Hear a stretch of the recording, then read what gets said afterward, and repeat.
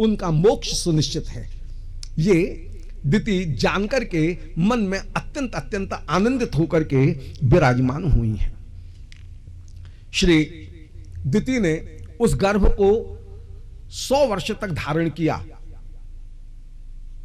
जब घोर बेला में बालकों का जन्म हुआ, ब्रह्मा जी ने इनका हिरण्याक्ष हिरण्यकश्यप ये नाम रखा।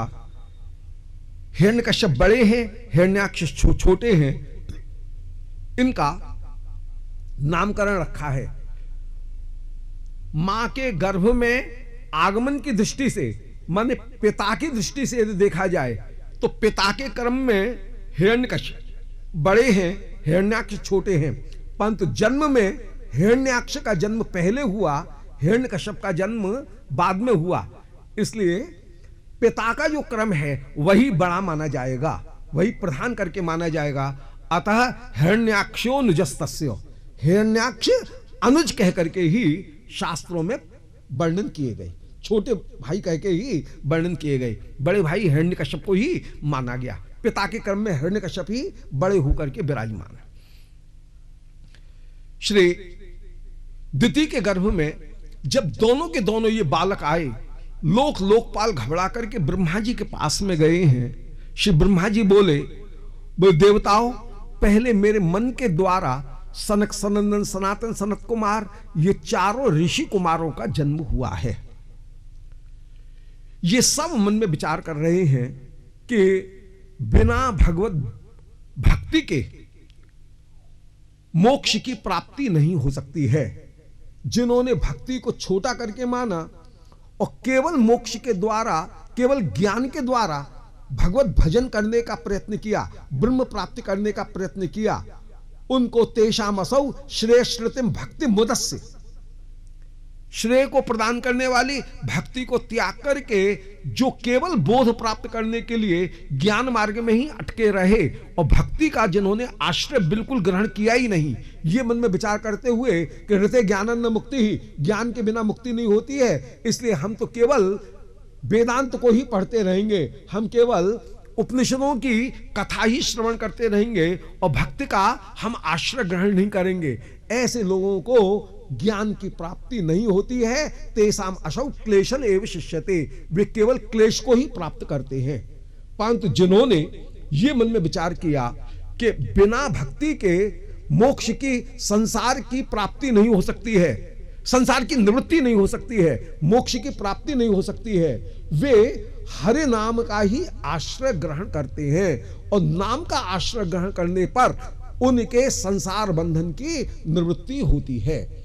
ऐसे जो संगीत ज्ञानी जन हैं, वे संगीत ज्ञानी जन, उनमें मुकुटमणि हैं सनकादिक, ये भक्ति की महिमा को अपने हृदय में धारण करके श्री वैकुंठनाथ का दर्शन करने के लिए वैकुंठ में पधारे।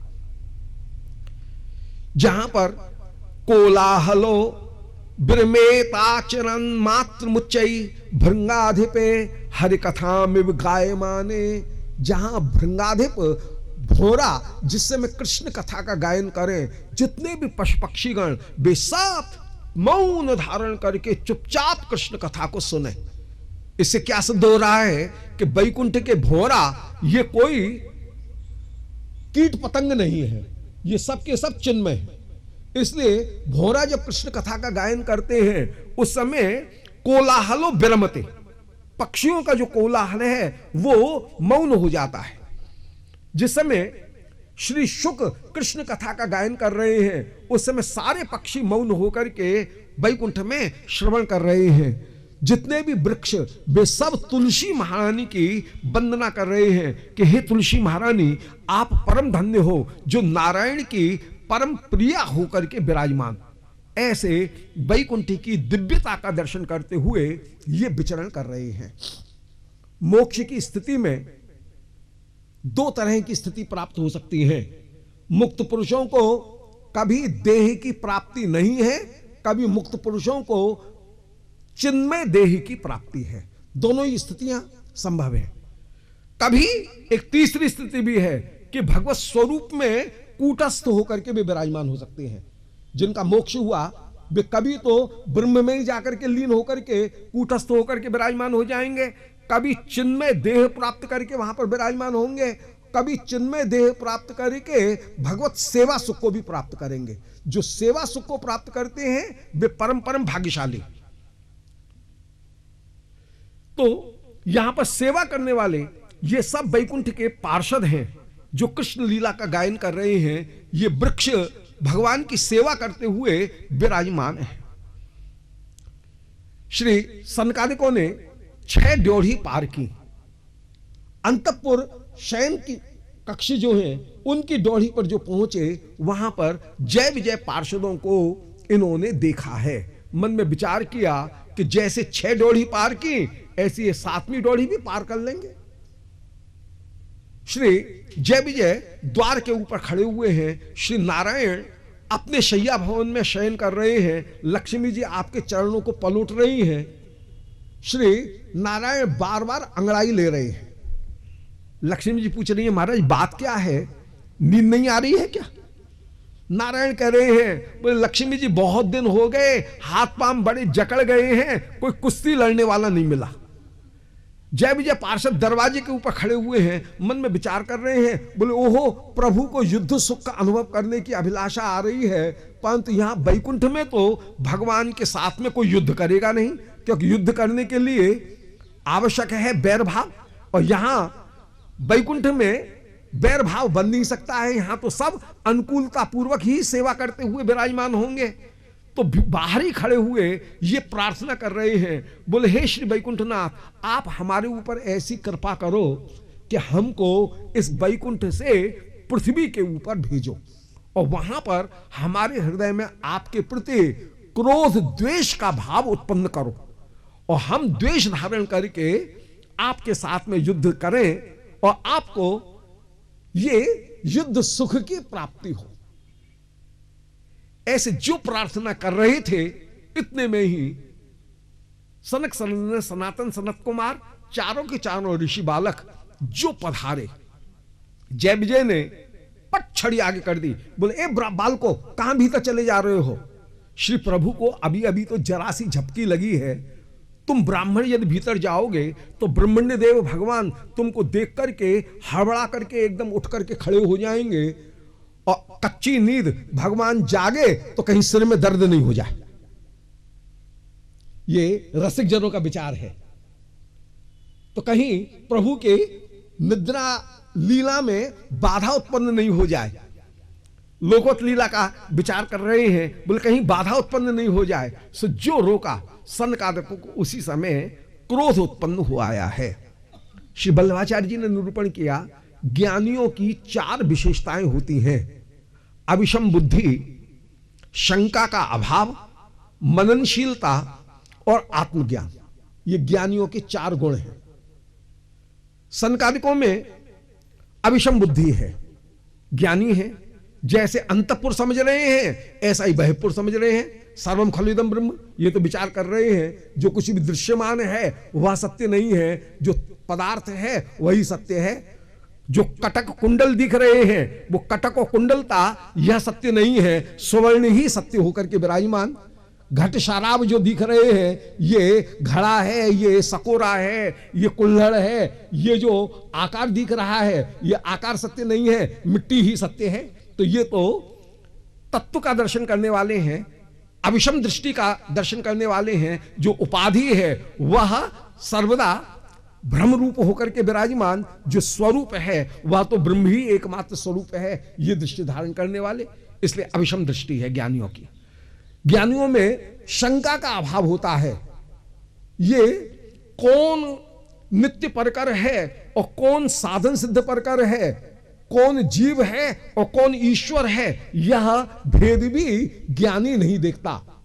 ज्ञानी तो अहम ब्रह्मास्मि रूप धारण करते हुए ब्रह्म में और जीव में कोई अंतर करके नहीं मानेगा, इसलिए उसमें शंका की भी स्थिति नहीं होगी। परंतु वैष्णवों में सर्वदा शंका बुद्धि रहती है। सदा आदर की जो बुद्धि है वो वैष्णवों में रहेगी। ये ज्ञानी है, इसलिए मननशीलता इनका स्वभाव है। मननशीलता का तात्पर्य है कि सत असत का विवेक, कौन सी वस्तु विनाशील है और कौन सी वस्तु विनाशील नहीं है, इस बात का सर्वदा सदसद विवेक धारण करके ये विचार विराजमान रहेंगे। मननशील है, इसलिए ब्रह्म तत्व का ही सर्वत्र दर्शन करने वाले हैं और आत्मज्ञान इनमें विराजमान है। और इस आत्मज्ञान के अनुसार इनकी समाधि लगने में भी देर नहीं लगती है। सनकादिकों ने तुरंत शाप दे डाला, बोले जाओ तुम विषम दृष्टि वाले हो, वैकुंठ में कोई विषम दृष्टि वाला नहीं हो सकता है, यहां पर तुम विषम दृष्टि वाले हो, किसी को भीतर जाने दे रहे हो। अभी अभी जो दासियां हाथ में उगालदान, पानदान, अतरदान लेकर के गईं, उनको तो तुमने जाने दिया और हमको रोक लिया। जाओ तुम उन लोगों को प्राप्त करो जिनमें काम, क्रोध, लोभ इन तीन की अधिकता है। लोक माने देह, ऐसे देहों को प्राप्त करो। उसी शाप के प्रभाव से काम में जो देह वो कौन का है, बोले रावण का, इसकी पत्नी का हरण कर, उसकी पत्नी का हरण कर। लोभ में स्वरूप कौन का है, बोले हिरण्यकश्यपु का, जिसका कश्यपु कहते हैं तकिया, तकिया भी सोने का, वो हिरण्यकश्यपु है। बस और सोना और सोना और सोना। और क्रोध, क्रोध का स्वभाव किसका है, बोले शिशुपाल दंतवक्र का, कि बाल्यकाल से कहीं काला काला देखें उनको भी श्री कृष्ण समझ करके गाली देने लगे, बाल्यकाल से गाली देते हुए जिनको विराजमान हो। तो उन देहों को, उन लोगों को तुम प्राप्त करो। जय विजय पार्षद तो थर थर थर थर कांपने लगे हैं और ये श्री प्रभु से प्रार्थना कर रहे हैं। जय विजय सनकादिकों से प्रार्थना कर रहे हैं, बोले महाराज हमको भले ही कहीं भी कोई भी देह प्राप्त हो जाए, परंतु हमको श्री भगवान की स्मृति निरंतर निरंतर बनी रहे।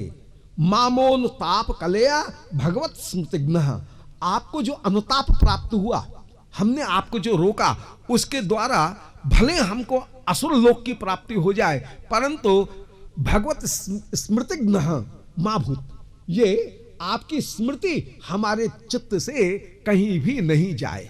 ये है रसिकों का स्वभाव। रसिक जन कहीं भी रहें, जैसे श्री प्रभु रखें वैसे रहने के लिए तैयार हैं, परंतु भगवान की स्मृति हमको बनी रहे। ऐसे ये प्रार्थना कर ही रहे हैं। भगवान ने जो ये देखा कि ब्राह्मण मेरे यहां पर आए हैं, आप तो हड़बड़ा करके उठे हैं, दौड़ पड़े।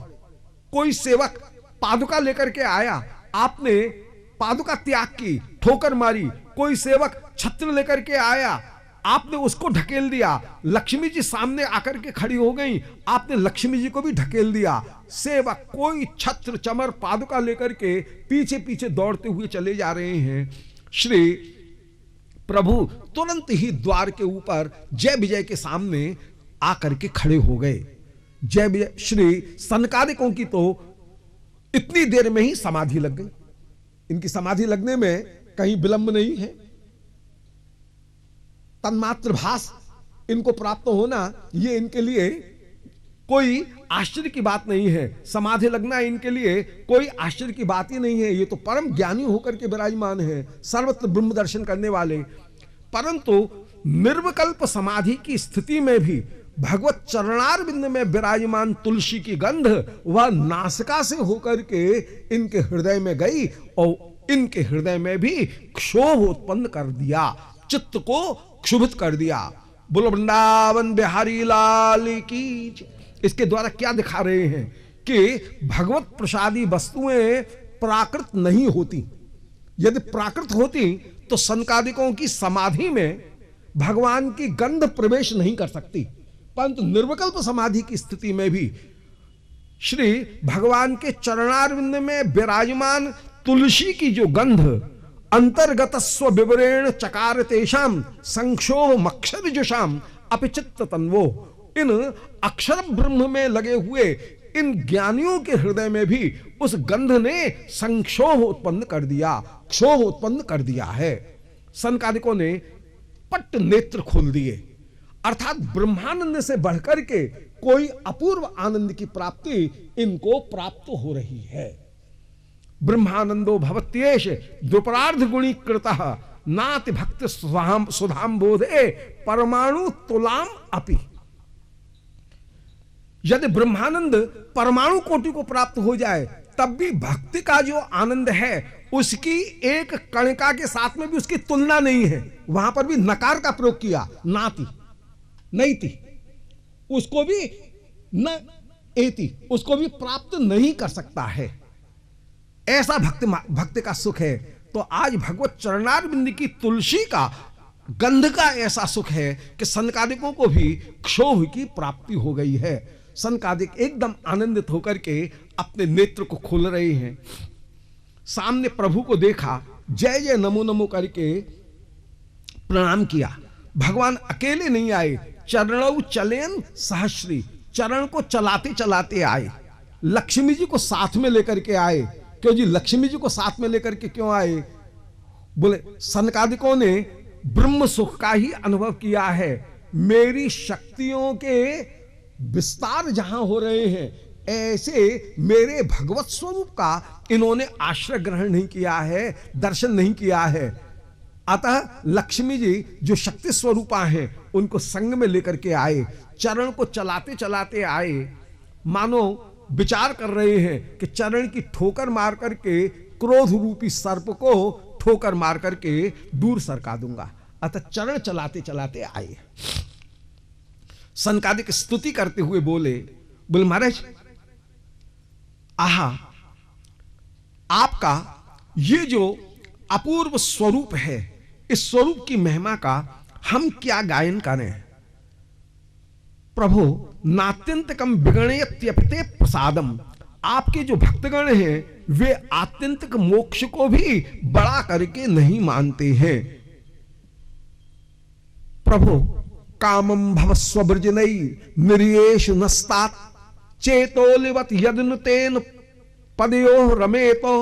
बोले महाराज, हम तो ये ही प्रार्थना कर रहे हैं कि हमको कोई नीचा स्थान प्रदान करो, इन आपके पार्षदों को कोई ऊंचा स्थान प्रदान करो।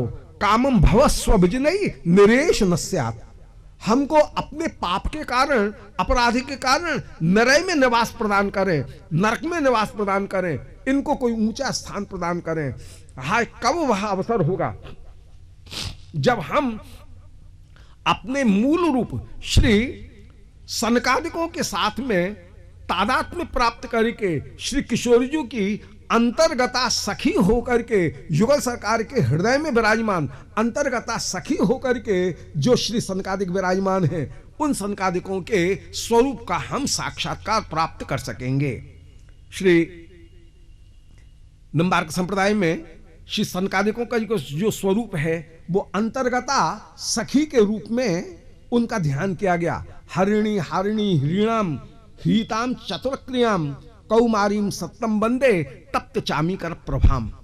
वो जो स्वरूप है सनकादिकों का, जहां पर कहीं वे हरिणी होकर के स्वयं श्याम सुंदर के पास में चोराई जाकर के होकर के, चोराई गई होकर के विराजमान है। कभी हारिणी होकर के श्याम सुंदर के चित्त का हरण करने वाली होकर के, कभी हिरिणाम, कभी जहां पर लज्जाशीला होकर के अपने भाव का कहीं अभिथा करती हुई विराजमान होकर के, कभी ह्रीताम ह्रीताम अर्थात प्रेम में उत्सुक होकर के, प्रेम में लज्जा जो है उनका भी त्याग करके श्री श्याम सुंदर के सामने श्री किशोरी जी जैसे प्रीति से युक्त होकर के अपने निज भाव को प्रकट करती हुई प्रकट हो रही हैं। तो ये जो अंतर्गता भावरूपा जो सखी हैं, वो भावरूपा सखी ही सनकादिक होकर के विराजमान हैं।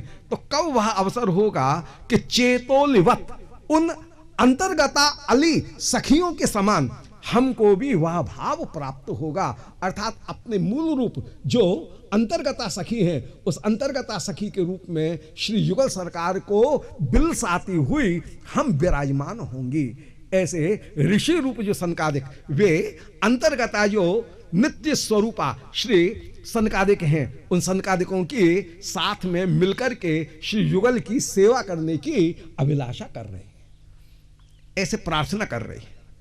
भगवान उस समय हंसते हुए बोले महाराज, ब्राह्मण तो परम देवता होकर के विराजमान हैं, मेरे भी आराध्य हैं, मेरे सेवकों के द्वारा आपका अपराध हुआ, आप इसको क्षमा करेंगे। सनकादिक कह रहे हैं महाराज, हम आपके तात्पर्य को नहीं समझ पा रहे हैं, अपराध किया है हमने और आप उल्टे हमसे ही क्षमा प्रार्थना कर रहे हैं। आपकी महिमा को हम जान नहीं पा रहे हैं। चरणों में प्रणाम करते हुए ये सनकादिक उस समय अपने धाम को पधारे, श्री प्रभु की दयालुता कृपालुता इसका स्मरण कर रहे हैं, मन में विचार करके यही स्थापन कर रहे हैं कि यदि दयालुता कृपालुता ये दो गुण नहीं है, भक्तवत्सलता और प्रेमवश्यता ये दो गुण नहीं है, तो ब्रह्म चाहे कितने भी महनीय गुणों से युक्त होकर के विराजमान हो जाए, वह जीव के लिए परम उपादेय नहीं हो सकता। वह उपादेय होगा, वह भगवत स्वरूपी होगा, क्योंकि ब्रह्म में कृपालुता, भक्तवत्सलता, प्रेमवश्यता ये गुणों का प्रकाशन नहीं है।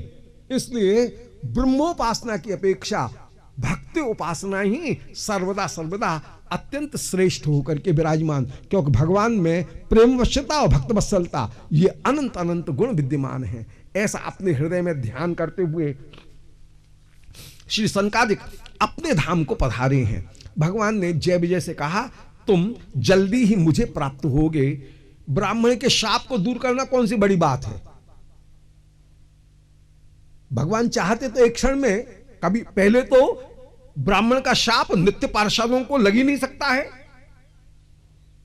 ब्राह्मण है एक जीव और नित्य पार्षद भगवत स्वरूप होकर के विराजमान, तो एक जीव का शाप नित्य पार्षद को तो लग ही नहीं सकता है। परंतु भगवान कह रहे हैं, ये शाप मेरी इच्छा के कारण ही मैंने इस शाप का अनुमोदन किया है, तुम जल्दी ही मुझे प्राप्त होगे। भगवान अपने भवन को पधारे, त्रिलोकी में हाहाकार मच गया। दिति के गर्भ में कोई शापित जो जीव आया, जय विजय ने मन में विचार किया कि अपन तो पृथ्वी पर जाएंगे ही, शापित हो गए हैं भगवान की सेवा करने के लिए, युद्ध सुख का अनुभव कराने के लिए अपन तो पृथ्वी पर जाएंगे ही, इस जीव का भी उद्धार करें। सो श्री जय विजय जो नित्य पार्षद हैं, वो दिति के गर्भ में आए हुए उस शापित जीव में अपनी नित्य सिद्ध अणिमा शक्ति के द्वारा प्रवेश कर गए हैं और अपने साथ में उस जीव का भी उद्धार कराएंगे। सनकादिक तो भगवान को सेवा सुख प्रदान करेंगे और वो जो शापित जीव आया है उस जीव का मोक्ष करा देंगे। श्री दिति के द्वारा हिरण्याक्ष हिरण्यकश्यप का जब जन्म हुआ, सब देवता बोले महाराज अब क्या होगा। भगवान श्री ब्रह्मा जी बोले, होगा क्या, तत्रास्मदीय विमर्शेन कियान यहार्थो, हम कुछ भी विचार करते रहे, होगा तो वो जो ठाकुर चाहेंगे। इसलिए हमको अपना विचार करना ही नहीं चाहिए, अब तो ठाकुर के ऊपर छोड़ देना चाहिए, हमारे विचार करने से कुछ होगा नहीं। हिरण्यकश्यप तो तप करने के लिए चले, हिरण्याक्ष मन में विचार कर रहे हैं, तब बप करे वो जिसकी भुजाओं में बल नहीं है। ये तो सीधे स्वर्ग में पहुंचे, वहां पर गंधर्व गा रहे, अप्सराएं नृत्य कर रही, चटोरा इंद्र कटोरा में भर भर के अमृत का पान कर रहे। इन्होंने जो स्वर्ग के द्वार पर जाकर के धू धू करके शंख बजाया, इंद्र कहीं, इंद्राणी कहीं, तबले वाला कहीं, बाजे वाला कहीं, सब भाग गए। इन्होंने विचार किया इस सूने स्वर्ग में रह करके करेंगे क्या, सो कूद पड़े, सीधे वरुण देवता के लोक में पहुंच गए और नीच की तरह से प्रणाम किया। दंडोत, कोई दंडोत करने का तरीका है क्या। वरुण देवता तो चौंक गए, बड़ा बुरा लगा, परंतु दुष्ट से लड़कर के करें क्या, उपदेश देना व्यर्थ है। ये बोला, बोले हमने सुना है तुमने पहले राजस्व यज्ञ किए, बच्चा जी कोई हमसरी का दाढ़ी ठोकने वाला नहीं मिला, आ जाओ हमसे आज भी दो दो हाथ हो जाएं। वरुण देवता बोले भैया हमारी सामर्थ्य नहीं है, अब हम बूढ़े हो गए, कोई कुश्ती लड़ने लायक रहे क्या। हरि के अतिरिक्त तेरे साथ में युद्ध करने वाला कोई और नहीं है। जो इसने भगवान का नाम सुना ये तो आगे चल दिया है। सामने से श्री नारद जी आए, नारद जी तो घबरा गए, बोले ये दुष्ट कहां से आए? फिर बोले मेरा नाम नारद है। श्री नारद जी ने अपनी बीणा बगल में दबाई और कहा, बोले हे महाराज, आपके बाप दादाओं की धरती और उसको चुराने के लिए ये बराह फिर से आ गया है, आप अपनी धरती को बचाओ। बोले कहां है? बोले इसी रास्ते चले जाओ। हिरण्याक्ष ने नारद जी को प्रणाम किया। नारद जी ने सिर के ऊपर हाथ रखा। सिद्धांत में क्या दिखला रहे हैं? चाहे असुर हो और चाहे भक्त हो, संत की कृपा के बिना भगवान का दर्शन किसी को हो नहीं सकता है। सिंधताय गौर हरि वो, संत की कृपा के बिना किसी को दर्शन नहीं हो नहीं सकता है। नारद जी ने जब मार्ग बताया तब इसने ददर्श तत्राभिजितम धराधरम, उन हरि का दर्शन किया। स्वरूप शक्ति की कृपा के द्वारा ही भगवान की प्राप्ति है। जीव भगवान की कौस्तुभमणि से निकलने वाली किरण के रूप में विराजमान है। विभिन्नांश होकर के भगवान के विराजमान है। भगवान के दो अंश हैं, एक स्वांश एक विभिन्नांश।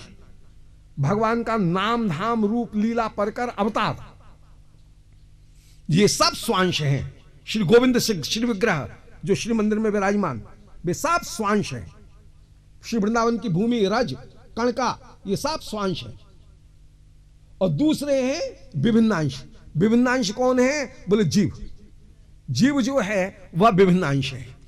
अब विभिन्नांश जीवों में जो आनंद शक्ति है, उस आनंद शक्ति की न्यूनाधिकता के उन्मेष के कारण जीवों के प्रकृतिगत स्वभाव, क्योंकि आनंद शक्ति में अनंत अनंत विच्छिन्नताएं विराजमान हैं, अनंत प्रकार के कलर्स विराजमान हैं। इसलिए आनंद शक्ति की ही न्यूनाधिकता के कारण जीव जो हैं वो भी स्वभावतः कोई दैवी जीव हैं, कोई आसुरी जीव हैं। भगवत गीता में दो तरह के जीवों का वर्णन किया गया। कोई जीव दैवी है, कोई आसुरी होकर के विराजमान। कोई स्वाभाविक रूप में ही ज्ञान की प्रवृत्ति में विराजमान। जो आसुरी जीव हैं वे पृथ्वी पर आने के बाद में अपने स्वभाव के कारण स्वभावतः ही विषयों में आसक्त हो जाते हैं। जो दैवी जीव हैं वे दैवी जीव स्वभाव से ही कहीं ढूंढते हैं कि कहीं आनंद मिल जाए। संसार के सुखों में आनंद ढूंढते हैं परंतु उनको आनंद मिलता नहीं है, इसलिए जल्दी ही वैराग्य धारण कर लेते हैं। कुछ जीव ऐसे हैं जो कि न तो माया राज्य में रहना चाहते हैं, न जो नित्य राज्य में रहना चाहते हैं, बीच में पड़े हुए हैं। माया का आकर्षण भी उनको खींच रहा है और दूसरी ओर भगवान का आकर्षण भी खींच रहा है। और समान आकर्षण होने पर जो तटस्थ होकर के विराजमान हैं वे स्वाभाविक रूप में ही ज्ञान की ओर प्रवृत्त हो जाते हैं। इस प्रकार जीव अपनी प्रकृति के अनुसार, माने आनंद शक्ति का जो किंचित अंश जीव में विराजमान है, उसकी उच्चावचता के अनुसार जीव स्वाभाविक रूप में ही ये क्षमता धारण करते हैं कि वे विषयों की ओर जाएं, कि वे भगवत भक्ति की ओर जाएं, कि वे ज्ञान की ओर जाएं। श्री प्रभु ने कृपा करके उन जीवों का कल्याण करने के लिए ज्ञान मार्ग के लिए ज्ञानी भी भेज रखे हैं, संतों के लिए रसिक जन भी भेज रखे हैं। किसी किसी जीव को जब रसिक जनों का संग प्राप्त हो जाता है तो भ्रमिते भ्रमिते कौन भाग्यवान जन, कोई भाग्यवान जन श्री कृष्ण कृपा से वैष्णव भागवत इनके संग को प्राप्त करता है। और यदि संग को प्राप्त कर ले तो वह कृतकृत्य होकर के विराजमान हो जाता है। श्री नारद जी का संग जब श्री जय विजय पार्षद को प्राप्त हुआ, हिरण्याक्ष हिरण्यकश्यप को प्राप्त हुआ, हिरण्याक्ष हिरण्यकश्यप उस समय नारद जी की कृपा के द्वारा, यद्यपि मन में जो भाव है वो द्वेष का भाव है, परंतु नारद जी की कृपा के द्वारा यह कभी भगवान की ओर उन्मुख होकर के विराजमान हुए। तब जाकर के भगवान का दर्शन इन्होंने किया। अर्थात बिना भगवत संत कृपा के न तो कोई भगवान को देख सकता है, न भगवान की ओर असुर भी उन्मुख हो सकते हैं, बैर भाव से भी उन्मुख नहीं हो सकते। श्री वराह भगवान तो हिरण्याक्ष का दर्शन करके जो भागने लगे, हिरण्याक्ष हंसते हुए बोले अरे जो निर्लज्ज हैं उनको लज्जा कहां। भगवान तो रुके और हंसते हुए बोले कि भैया तैने सत्य कहा। हिरण्याक्ष कह रहा है कि भैया हमने गाम के सूकर तो बड़े देखे, परंतु पनिया सूकर आज ही देखा। भगवान हंसते हुए बोले कि सत्यम वयम गोचराम मृगा युष्मद विधान मृगे ग्राम सिंहान। बोले भैया हमने भी गाम के गाम के कुत्ते बड़े देखे, परंतु पनिया कुत्ता हमने आज ही देखा। अब तेरे साथ में बैर हो गया है तो तू कहीं ना कहीं हमको पकड़ ही लेगा। श्री भगवान ने अपनी गदा ली है, हिरण्याक्ष गदा लेकर के उस समय भगवान के साथ में युद्ध कर रहा है। आपने हिरण्याक्षी की गदा को बचाया और अपनी गदा का जो प्रहार किया है, गदा कहीं निष्फल हो गई है। हाहाकार मच गया। भगवान जिस समय गदा युद्ध कर रहे हैं, ब्रह्मा जी घबरा गए। ब्रह्मा आपके वृद्ध सेवक हैं, घर का जो पुराना नौकर होता है वो मालिक के ऊपर भी अनुशासन करने लगता है।